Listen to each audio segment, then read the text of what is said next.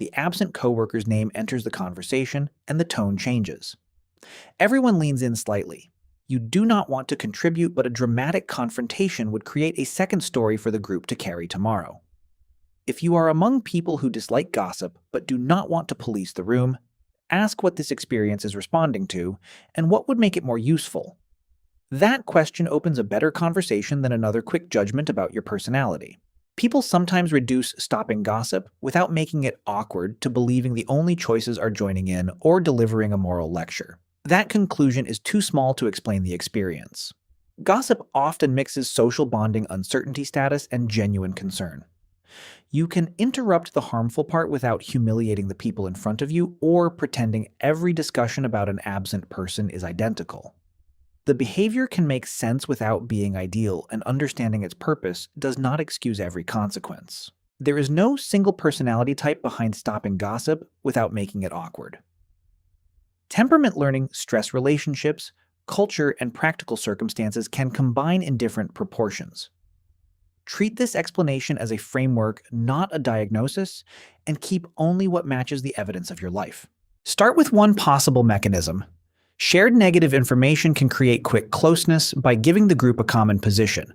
Hold this first explanation lightly and compare it with what your body choices and energy actually do. Compare this first clue across several situations before deciding what it means. Watch how that looks in a workday. You answer, "I don't know enough about that." And allow the lack of fuel to create a pause. In the first scene, the need beneath the behavior matters more than how the behavior looks from outside. Read the first scene through need timing and aftermath rather than appearance. A second layer is easy to miss. Unverified details feel rewarding because they reduce uncertainty even when the certainty is false. The second explanation becomes useful only when the same conditions repeatedly produce a similar response. Use the second clue only if it predicts more than one response. The experience becomes clearer in private. Someone complains about a behavior, and you shift from judging the person to discussing the concrete impact. The private scene reveals whether the response brings genuine recovery or merely delays discomfort.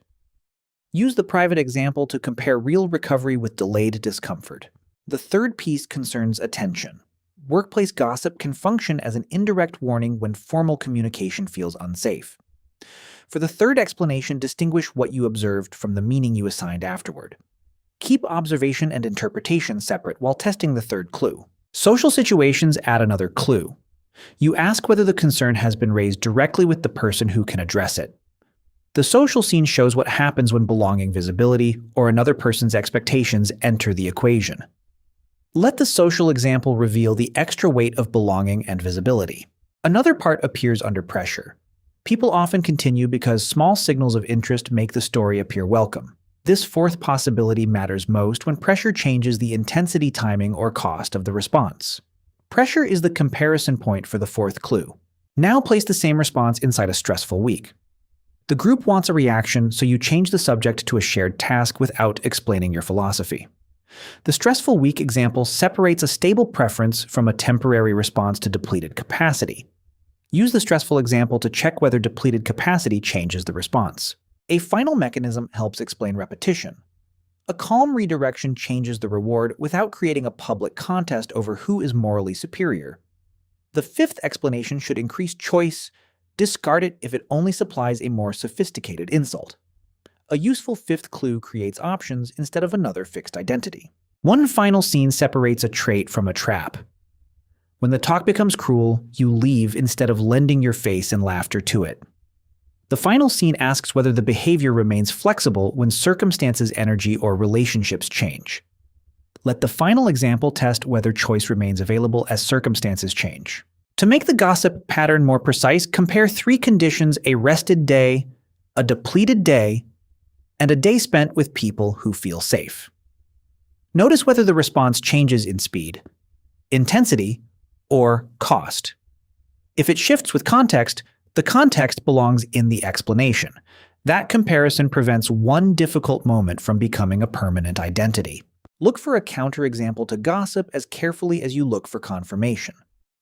Remember a time when the usual response did not happen, happened less strongly, or ended sooner. Ask what was different about preparation, energy, environment, expectations, and support. A counterexample reveals the conditions that make greater choice possible. The hidden cost of gossip deserves equal honesty. Silence may be interpreted as agreement, but aggressive correction can harden the group and move the same conversation somewhere you cannot influence it. Preserve whatever the response protects, connects, restores, or clarifies.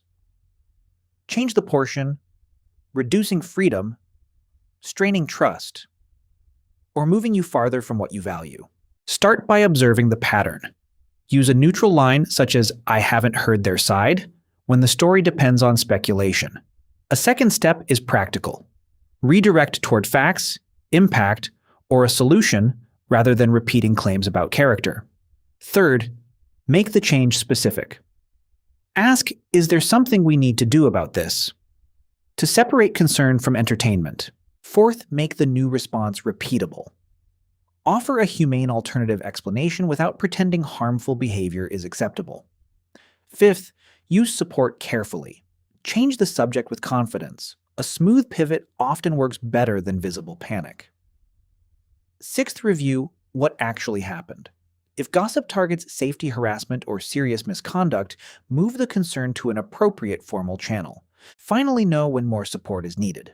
Reduce your contribution by refusing to trade private information for temporary belonging. Not every conversation about an absent person is gossip. Seeking advice documenting harm or coordinating work can be legitimate. The test is purpose, accuracy, privacy, and impact. Flexibility means choosing among several responses instead of being pushed into one move. An understandable response does not have to become the only move available. Try one 7-day experiment designed for gossip, but do not repeat a generic ritual every day. Choose one relevant action, use it in a real situation, and record the outcome. Keep revise, or discard the experiment according to evidence rather than guilt. The next time the room leans in, you do not need a speech. One calm sentence can remove the reward, protect the absent person, and preserve your integrity. Social courage is often quieter than confrontation. The goal is not a new label. It is enough understanding and flexibility to make a more deliberate next choice.